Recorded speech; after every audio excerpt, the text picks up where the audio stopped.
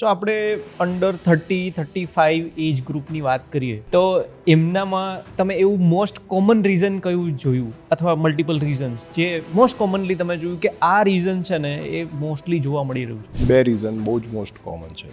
One is sedentary lifestyle and second one is digital device utilization. આજથી 10 થી 15 વર્ષ પહેલાં નોર્મલ સ્ક્રીન ટાઈમ એ 1.5 થી 2 કલાકનો.